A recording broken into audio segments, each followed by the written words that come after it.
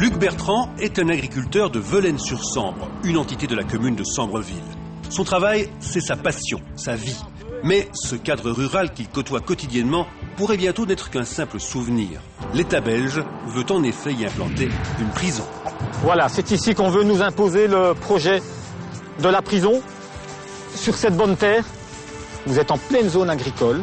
Ce sont des terres limoneuses, donc ce sont d'excellentes terres, des terres on ne peut plus arables, il n'y a pas un caillou dedans. Tout le cadre ici, tout le paysage va être transformé. Vous allez avoir 10 hectares de béton au lieu d'avoir 10 hectares de terre. C'est une région, je veux dire, avec énormément d'habitations également. Le village est à l'arrière, à 300 mètres d'ici.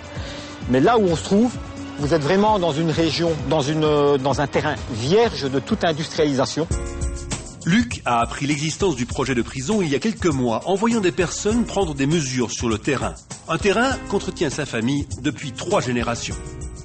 Finalement, l'agriculteur, s'il n'a plus de terre ou si on lui retire certaines de ses terres, on lui retire sa raison de vivre et sa raison de travailler. Vous pouvez avoir des déboires financiers ou quoi, mais ça n'est rien par rapport au fait qu'on vous retire des terres. Tant de sacrifices depuis 17 ans pour arriver à un résultat qui est celui-ci. Pour moi, c'est un échec. Le projet de prison à Velaines-sur-Sambre s'inscrit dans le master plan prison du gouvernement fédéral. Il vise à construire de nouveaux établissements pénitentiaires en Belgique pour répondre aux problèmes de surpopulation carcérale. Depuis des années, nous avons un surpeuplement de 1500 à 2000 places. Et donc, même avec toutes les autres initiatives que nous avons prises, il faut construire de nouvelles prisons. Et la décision a été prise en décembre 2008 de construire 7 nouvelles prisons.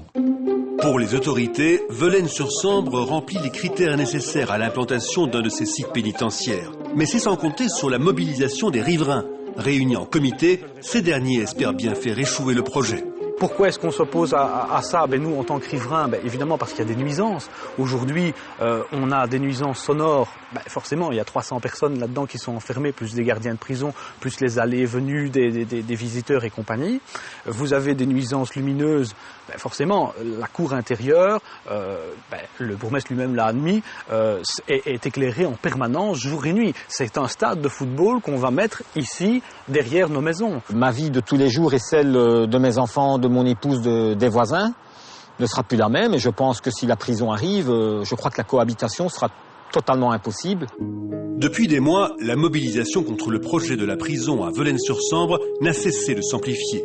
Une pétition a déjà récolté plus de 1800 signatures. Les remontrances des riverains visent surtout le bourgmestre de Sambreville. L'initiateur du dossier, c'est le gouvernement fédéral, en particulier le ministre qui a en charge la politique pénitentiaire, donc le ministre de la Justice. Notre seule intervention dans ce dossier, finalement, est d'avoir, à un moment donné, alors qu'on était sollicité, émis un avis favorable de principe sur l'idée d'accueillir un établissement pénitentiaire sur le territoire. Pour la suite, l'identification des terrains, la fixation des critères qui peuvent correspondre pour les terrains concernés, nous échappe complètement. Pour le bourgmestre, une prison à Sambreville aura surtout un impact positif sur l'économie locale.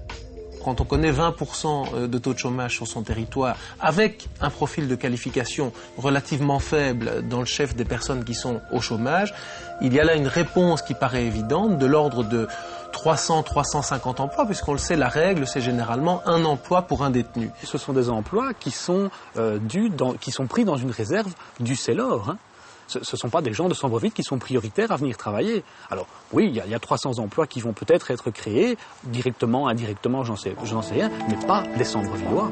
Les riverains craignent également une dévaluation immobilière.